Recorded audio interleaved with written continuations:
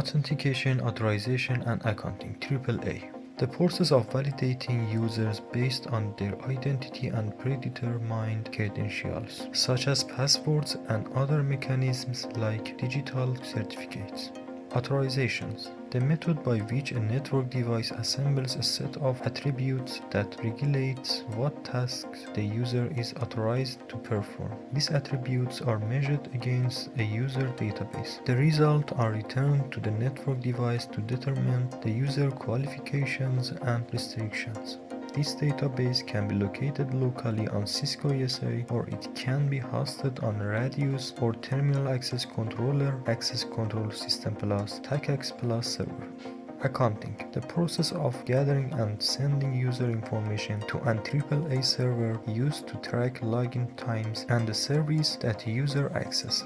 This information can be used for billing, auditing, and reporting purposes. AAA protocols and services supported by Cisco ASA. Cisco ASA can be configured to maintain a local user database or to use an external server for authentication. The following are the AAA authentication underlying protocols and servers that are supported as external database repositories. Table shows the different methods and the functionality that each protocol supports. Radius. Radius is a widely implemented authentication standard protocol that is defined in RFC 2865. Remote authentication dial-in user service Radius. Radius operates in a client-server mode. A Radius client is usually referred to as a network access server NAS. A NAS is responsible for passing user information to the Radius server. Cisco ASA acts as a NAS and authenticate user based on the Radius server's response. Cisco ASA supports several Radius servers, including the following.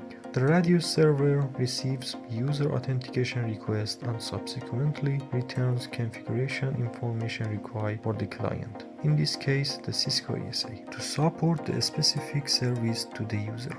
The Radius server does this by sending Internet Engineering Task Force or vendor-specific attributes. Radius authentication attributes are defined in RFC 2865. Figure illustrates how this process works. In this example, a Cisco ASA acts as a NAS and the Radius server is a Cisco Secure Access Control server. Step 1. A user attempts to connect to the Cisco ASA. Step 2. The Cisco ASA prompts the user requesting a username and password. The user sends his or her credentials to the Cisco ASA. Step 3. The Cisco ASA sends the authentication request to the Radius server. Step 4. The Radius server sends an access accept message or an access reject. Step 5. The Cisco ASA responds to the user and allows access to the specific service. The Radius server can also send IETF or vendor-specific attributes to the Cisco ASA depending on the implementation and services used. These attributes can contain information such as an IP address to assign the client and authorization information.